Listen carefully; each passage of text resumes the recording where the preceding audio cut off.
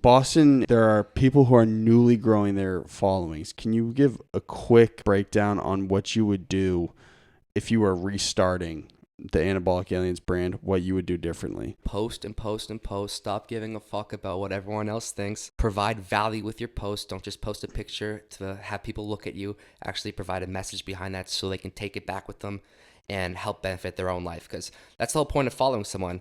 They're offering you something that can help benefit them, whether it's comedy, whether it's education, no matter what it is, you need to provide value. So that's how you build a following. Stop thinking you're better than anyone. Use collaborations, grow as a team. You're never alone in social media, which is really cool. And if you think you are, you're limited. Like old times.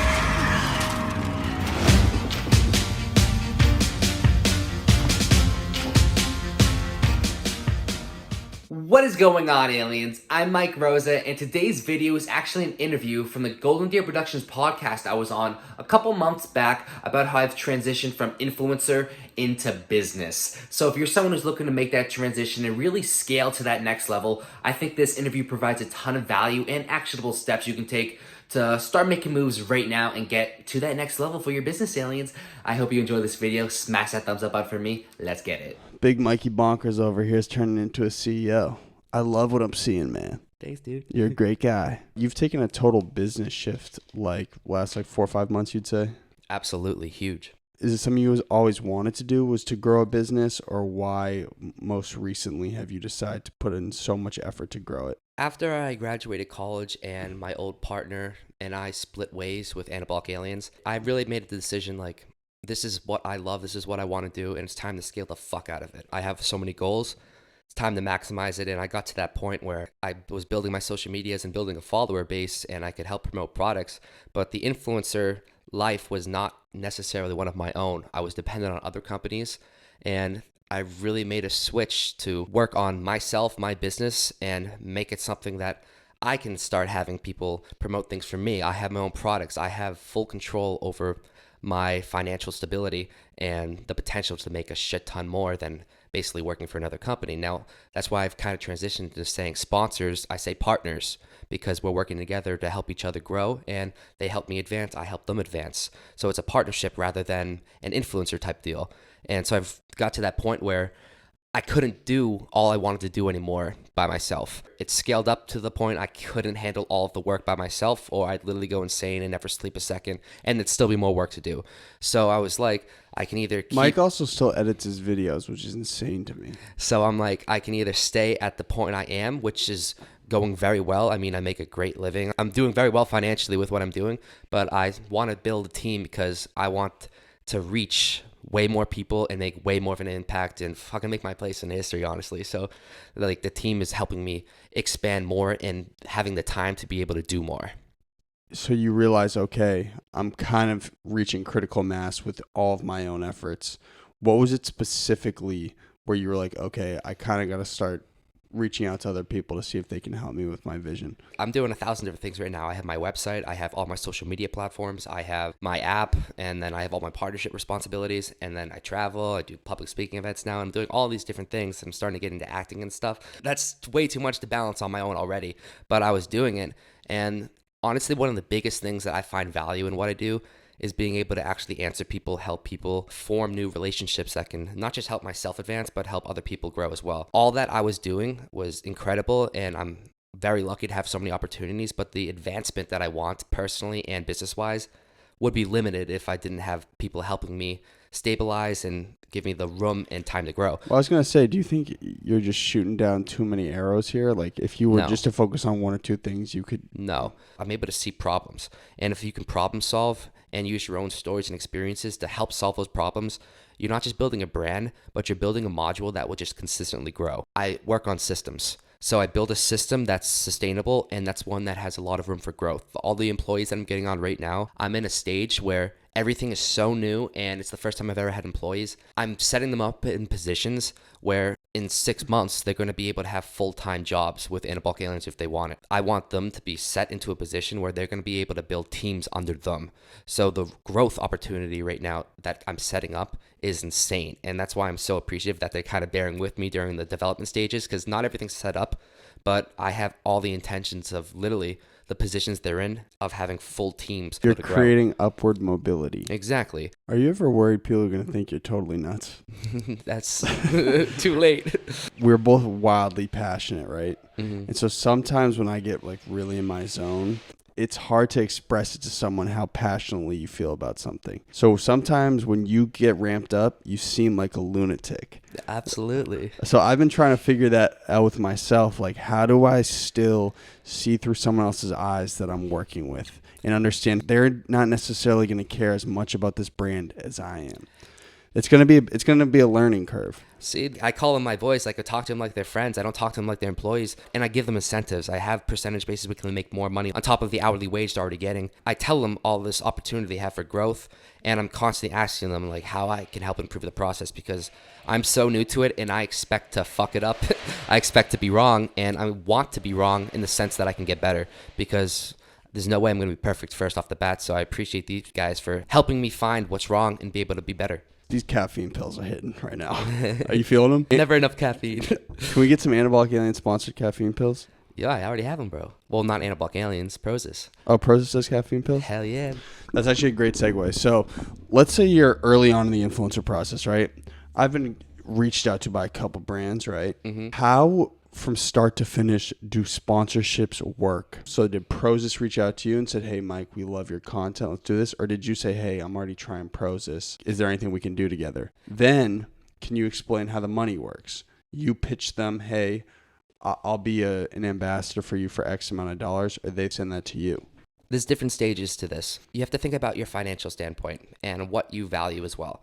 In the beginning, I was taking deals that I didn't give a fuck about to take some compensation to help me proceed. Give us an example. Like a headphone company would send me a pair of headphones and pay me $250 to put it into a video. And like in the first 2 years when Anabolic Aliens didn't really have substantial growth or a big following base, it was like, I could use that $250.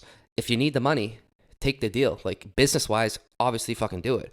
But you want to make sure if you are doing that, you don't lose any value or come off as untrustworthy. I was going to say, shouldn't you be thinking long term? You should be thinking long term, but I'm saying if you need that money, why wouldn't you take advantage of taking brand deals in the beginning 2 years of your business when you're really trying to grow is not going to decide what type of business you are. It's how you utilize that brand promotion. In the beginning, you may take some more deals that you wouldn't necessarily take down the road as you're more established, but how you take those deals is very important. And this is where I think I messed up, meaning now it's easy for me to say, be as genuine as possible. And that's why it's easy for me to talk about shit now, because everything I do, I'd do if I wasn't with that partner in the first place. Don't ever promote a product that you never actually tried. I've never done that. And I think if you do that, then you're just being kind of a scum because you have no idea about what you're actually promoting.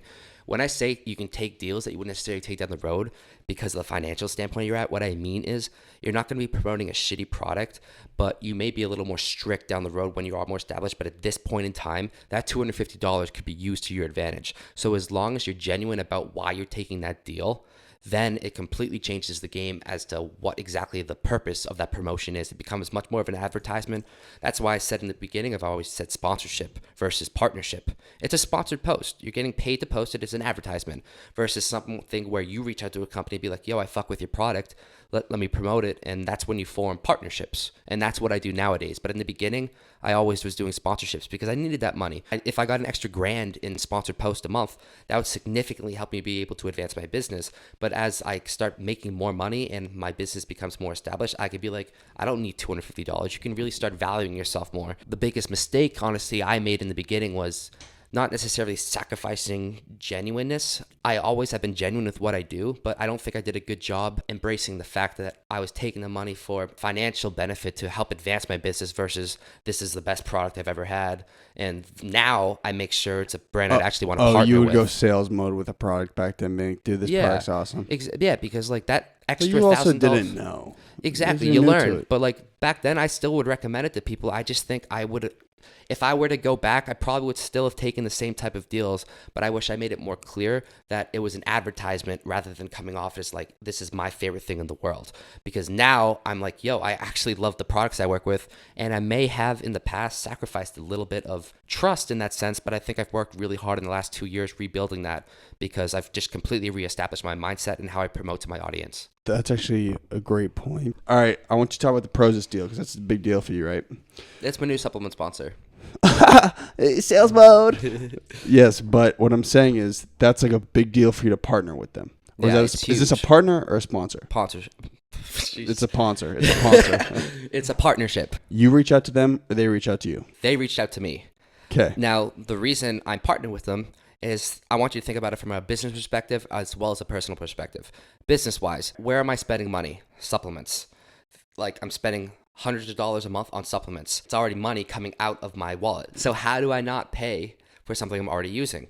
Partner with a supplement brand. So when they reached out to me, obviously I researched their stuff. I tried out their products before. But you were not using it prior. I was not using Prozis prior. No, I tried the products. They work great. And to me, it becomes much more of a growth opportunity personally and business-wise. Like, this partnership deal is not only going to eliminate an expense for me, it's going to provide me the ability to help me grow better in fitness. It's providing me all the supplements I need, and I'm going to be able to help grow that company as well because I'm promoting products that I'm using on a daily basis. Do you ever value or examine a company, their brand, and their trajectory beforehand? Like, Prozis seems like they could kind of create a space for themselves in the supplements market. Absolutely. Like I said, the value I can now be very strict on with partnership deals at this point in time with Anabolic Aliens.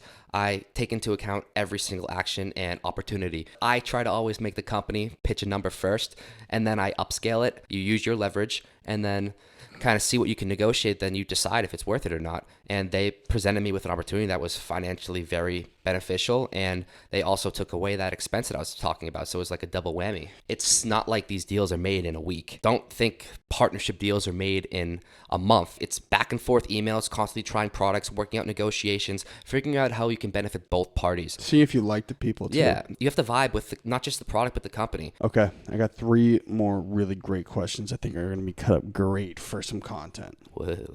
You ready? Let's do it. Who's ready? I'm ready. Okay, dude.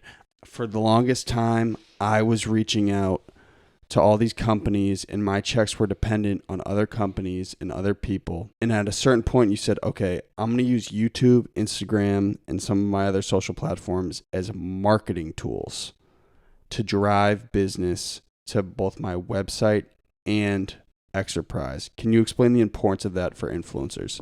You will go crazy if you try to make your brand off sponsorships. You can only go so far, and it really limits your room for growth because if you're focusing on just promoting other products, you can't focus on building your own. So that's one of the biggest mistakes people make when they first start off as influencer, and that's why I use the term influencer, because that's an influencer. You're promoting other products based off your following.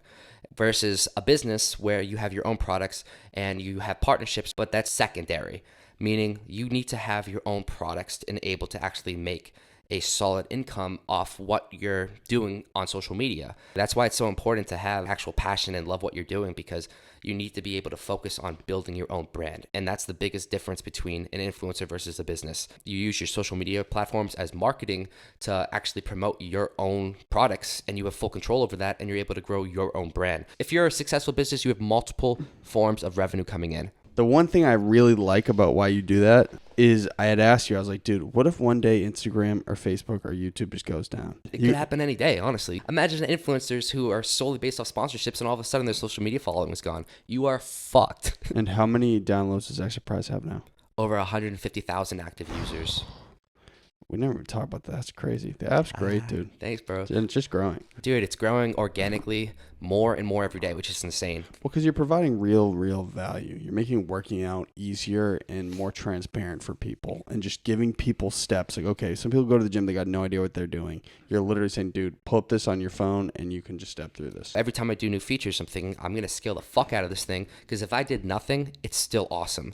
If I keep doing more, it will be fucking history making. I hope you enjoyed the video, aliens, and got a lot of value out of it. Make sure to smash that thumbs up button to show your support, and you better be subscribed because I'm putting out some mad dope fitness content weekly. Let's get it. I will see you in the next video, aliens.